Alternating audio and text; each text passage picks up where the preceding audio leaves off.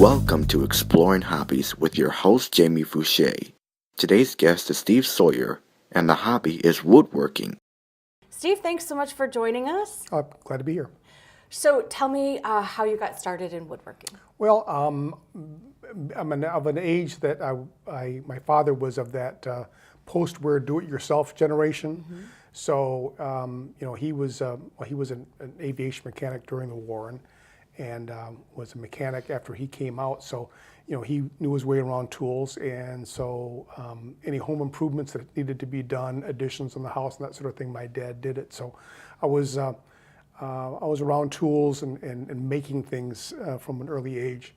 As a matter of fact, I often say that the first power tool that my dad allowed me to use was the floor-mounted drill press that he had at the age of 8. I'm down there, drilling holes.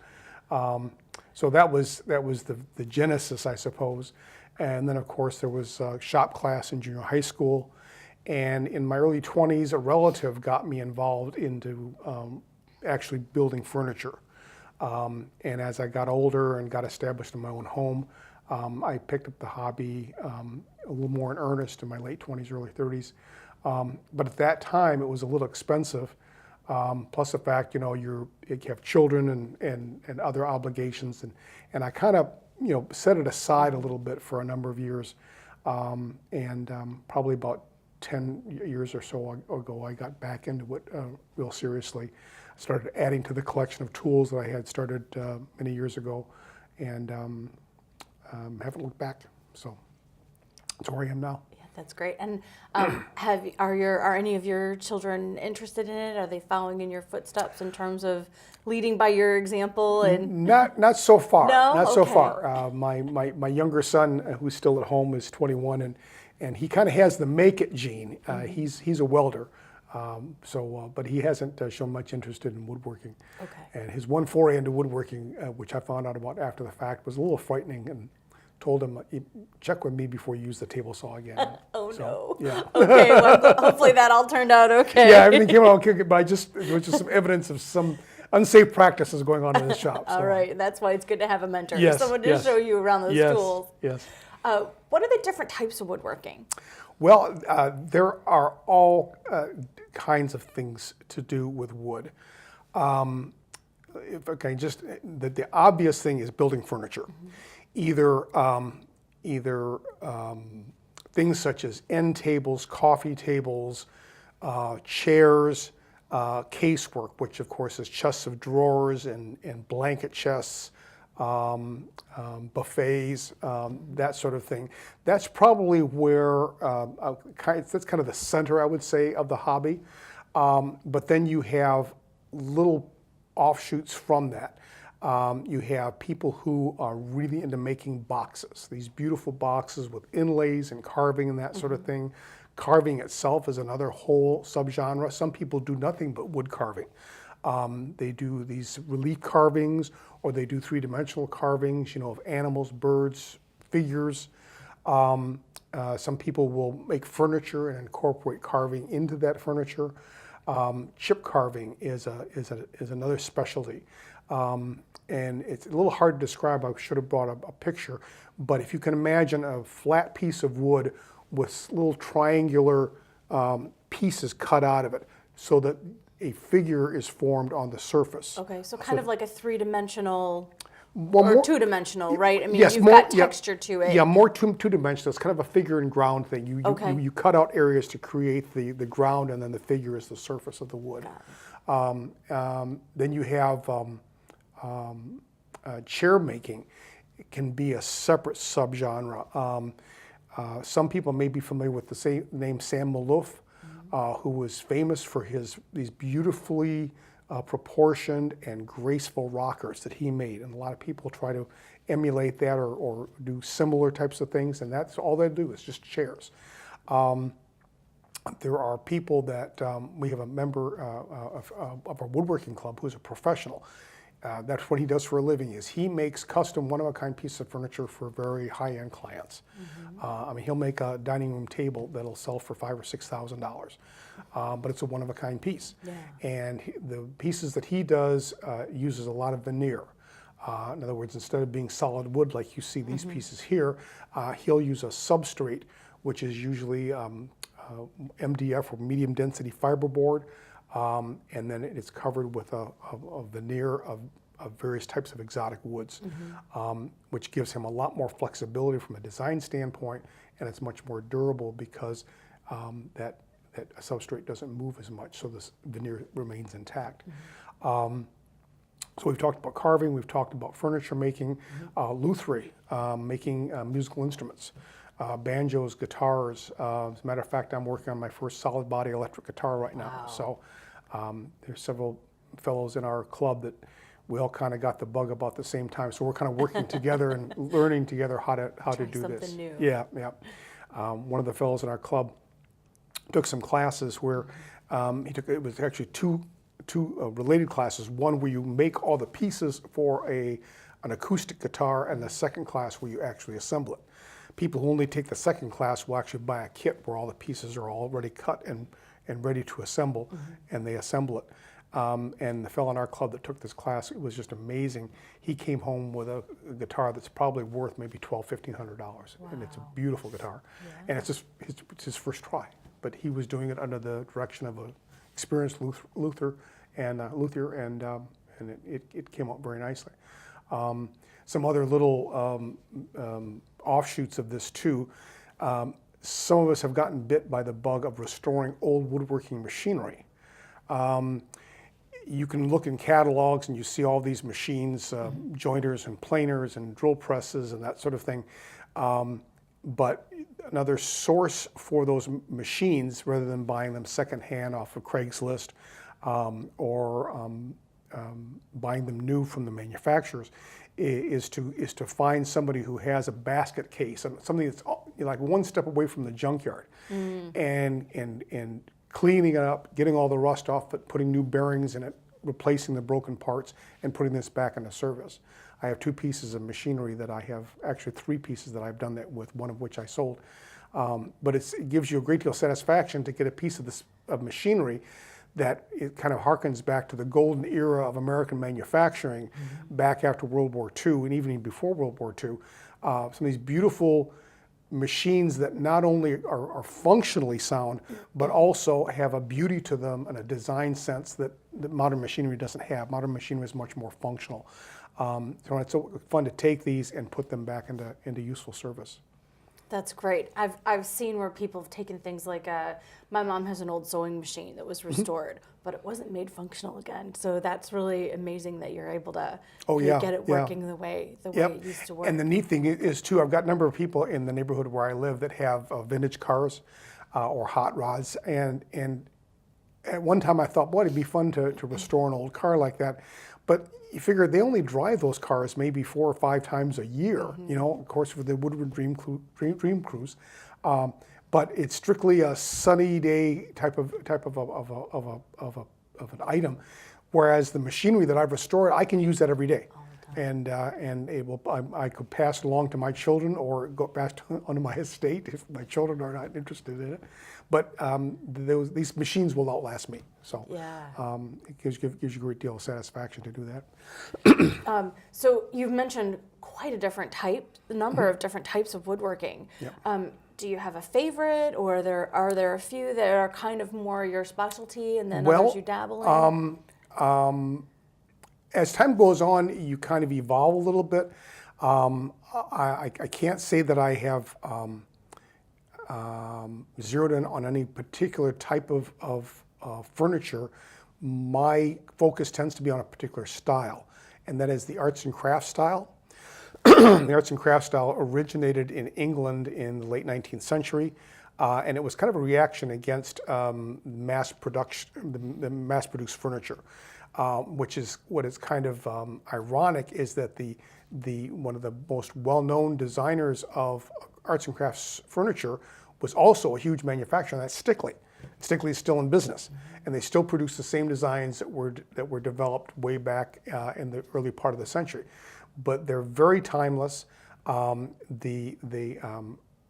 of the distinguishing characteristics of it that drew me to it is exposed joinery. You can see exactly how that piece is put together. This is an example of the type of thing that you'll see in arts and crafts furniture. Here you can see these exposed dovetails. They become a design element. And so far I've created a couple of end tables, I've created a mirror, I've created a pair of oak doors for the closet and our entryway. And currently I'm in the closing stages of making a sofa and love seat for our living room. That's great. So for people who might be interested in getting started in something like this, talk to us a little bit about, is there special, do you need a certain amount of space, or are there certain kind of tools that you need at least to get started with? What does it take to kind of break into doing something like this? Well, let's talk about space first of all. Obviously, the more space you have, the better. And there's not one of us that really feels like we have enough space, and some of us have absolutely enormous shops. I'm not one of them, unfortunately. I have a very small shop, and I'm constantly struggling to get more space into it. However, there are some people that have successfully done woodworking in apartments. So you don't have to have a huge amount of space. If you want to do it, you can find the space to do it. A lot of people will take over half of a garage.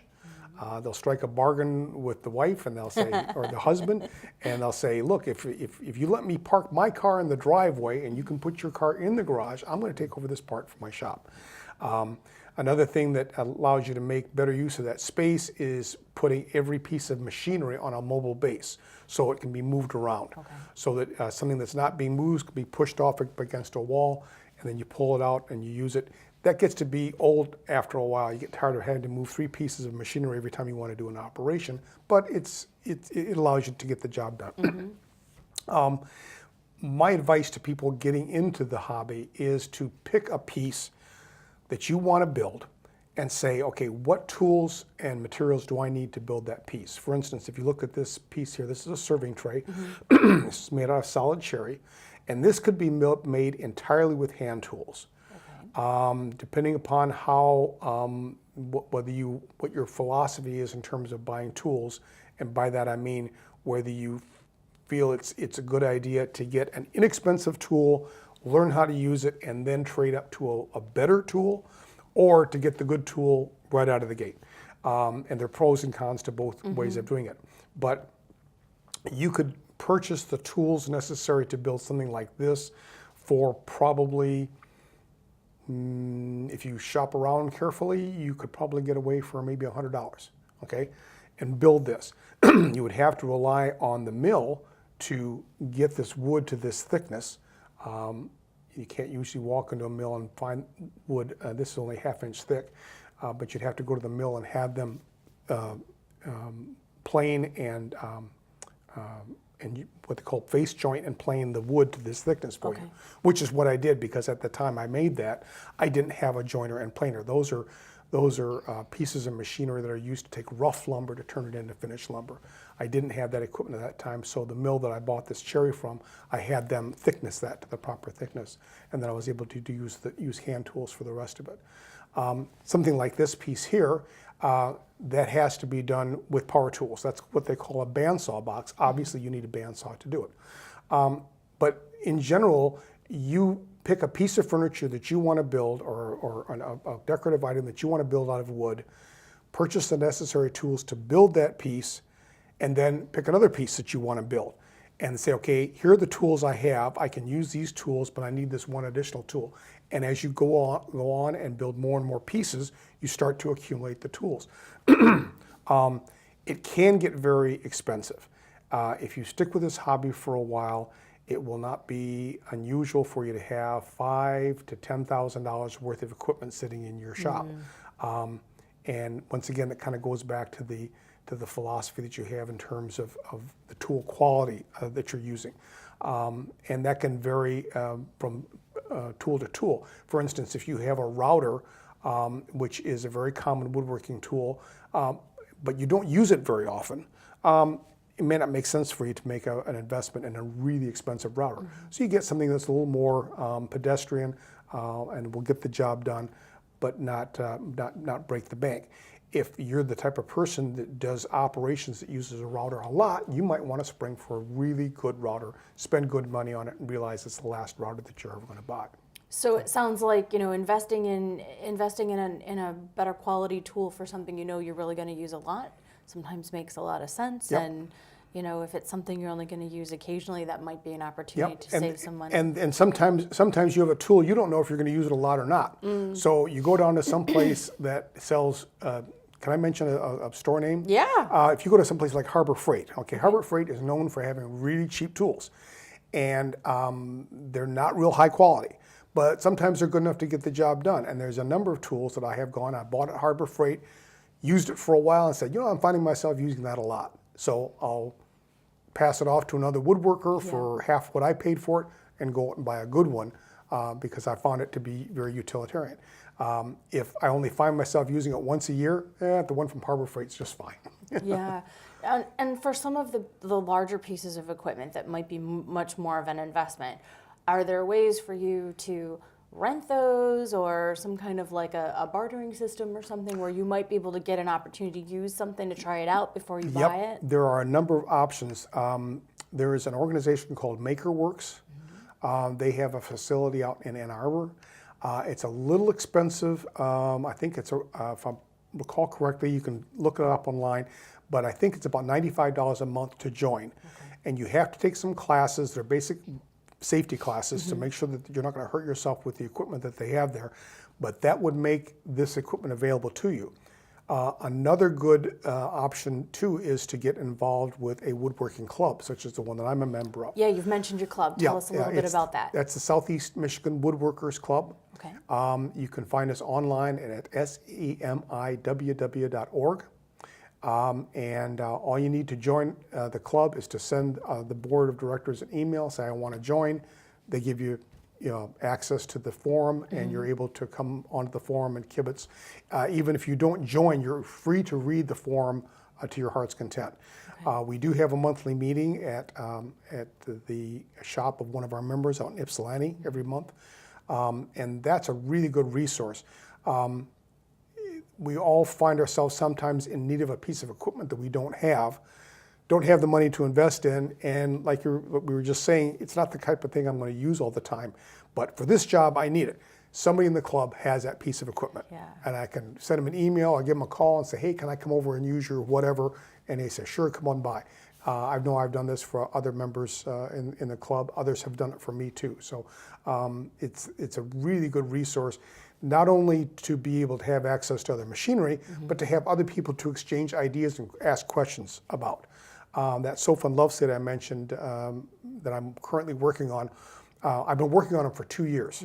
And one of the problems that you have is that you will mill up your lumber to final dimensions, and then it sits in your shop unfinished for 2 years.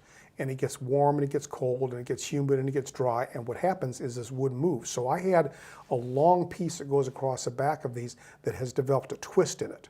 So the question is, how do I get that twist out of it? How do I put this together?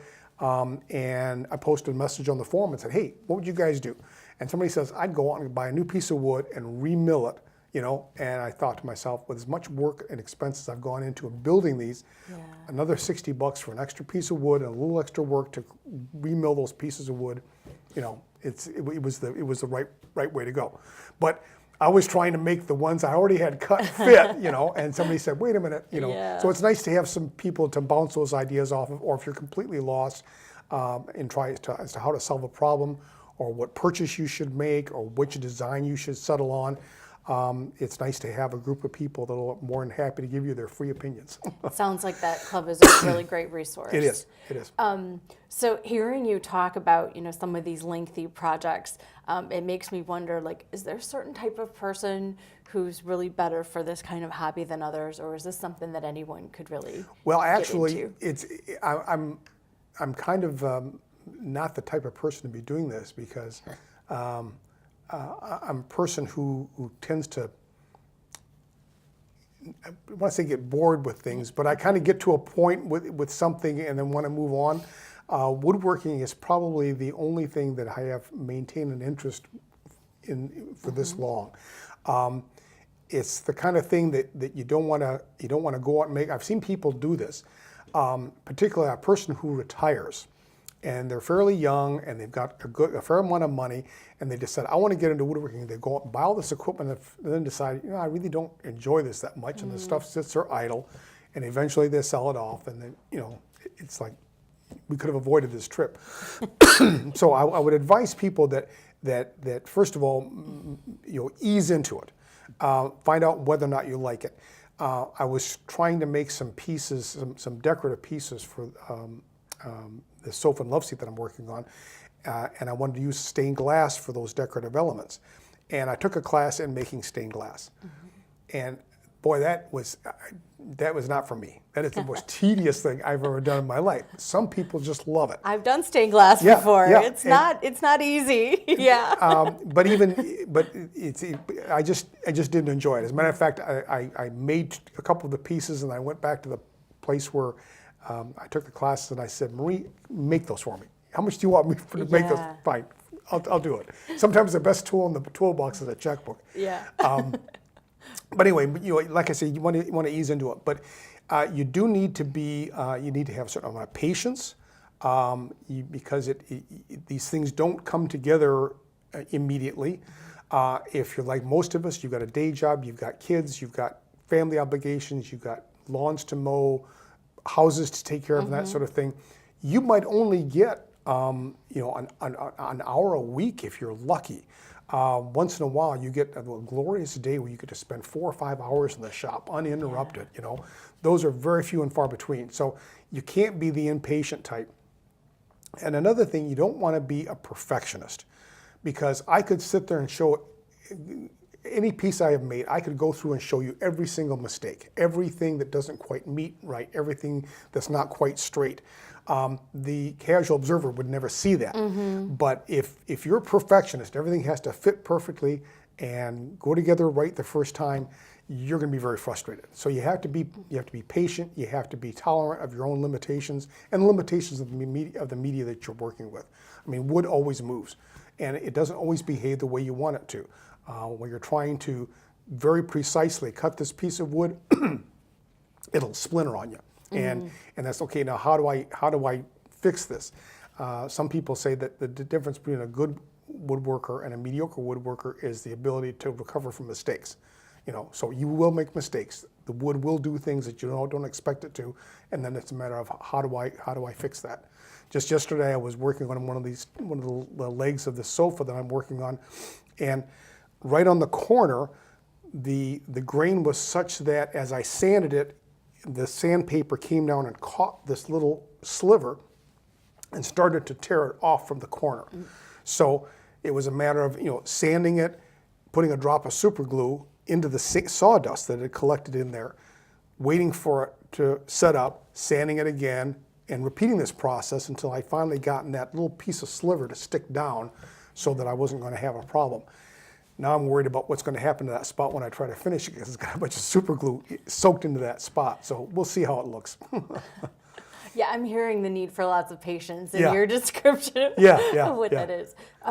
Do you have a particular piece that you're really proud of, or a particular piece that was maybe really a challenge for you, that when you were finished, you were glad you were done, but yet also you really surmounted something new, right? You're always glad you're done. There's a time in every project where you think, why did I get into this? And it's kind of like childbirth. After you finish the project, you experience the pain and the frustration, you start thinking, maybe I can make one of those. But I have to say that everything that I've done, I'm proud of. I suppose the thing I like to show off most is the oak doors that I put in our front hall. Those came out, considering I'd never made doors before, they came out extremely well. And one common failing of all woodworkers is that they're showing off their work, and they're going to show all the mistakes. They always do that. With these doors, I have to point out the mistake on that, because the door is a frame and panel construction. So you have 4 panels on each door, and the wood was cut in such a way that it was book matched. So it was made out of white oak, so it has a very prominent ray fleck pattern to it. So you'd take a piece of wood and you'd run it through the table saw or through the bandsaw so that when you open it up, you have a book match pattern. So it's like a mirror image of it, of the grain on the two pieces of wood. So that on these two doors, on the 8 panels, these are nicely book matched, and these are nicely book matched, and these are nicely book matched. And you look at these two and you think, well, there's something wrong there. Those aren't as nicely book matched. But if you open it up and look on the inside, they're beautiful. When I glued it up the wrong way, you know. And of course, once I realized it was much too late to do anything about it. So I just, okay. So now you got a funny story to tell about the doors, you know. But they came out really nice, and I'm always very proud to point those out because they look pretty spectacular. It makes the rest of the doors in the house look pretty frowsy, but I'm sure. I'm sure. That's great. I've been admiring this box that you brought in with us. Will you just show us a little bit about the box and some of the features? Yep. This is a bandsaw box, and it's called that because you use a bandsaw to make it. Mm-hmm. The drawers, as you can see, are lined with flocking, which gives them a very nice appearance. And what's really interesting about these is the way in which they're constructed. You start with a solid block of walnut in this case, and you can see that the bandsaw was used to cut this out. The first step is you slice the back off, take that off, cut the inside out, and of course the parts that are cut out become the drawers. Yeah. And you can see in the drawers as well that the front and back were cut off, and then the inside was cut out with the bandsaw. Okay, and then these are glued back on, so that forms the drawer. So, I mean, it's a very clever idea, and when you see what people have done with these, I mean, people will make bandsaw boxes that look like a flower arrangement with little drawers on it. Mm-hmm. There's no end to the number to the shapes and configurations that you can use for bandsaw boxes. One of our club members actually, I don't know to what extent he produces an income from these, but he spends all winter making these, and then he puts them in a trailer and takes them around to these arts and crafts shows all summer. Awesome. Yeah. So if you ever go to any of these arts and crafts shows, like out at the Howell Balloon Fest, mm-hmm. And possibly some parts of the Ann Arbor Art Fair, you'll see people that makes some of these bandsaw boxes and really do some beautiful work. But this was interesting and fun. The handles are made out of soft maple, and as you can see, it was made with 2 pieces of wood glued together. Some people will take contrasting pieces of wood, stack them up together so that you get stripes mm-hmm. on it. So there's all different kinds of things that you can do with them, and definitely fun. Yeah, they're really beautiful, and you know, other than that one seam, it is really difficult to see where you've put those pieces together. I mean, it's very seamless. It looks like you somehow magically carved it all out of this one solid piece. Yeah, it's one of those things that once somebody points it out to you, you can look and you look. Oh, I can see where the seam is. But yeah, if you're don't know to look for it, it's one of those magical things. Like, how did you make that? Yeah, excellent. Well, so if someone's interested in getting started, what are some resources? Where do you recommend they start if they would just like some more information and kind of want to, read up more or get some help in getting started? Well, as I mentioned before, there's our Woodworking Club. There are a number of national or international woodworking forums available on the World Wide Web. WoodNet is one that's very popular. Another one is called Sawmill Creek, and they're very active.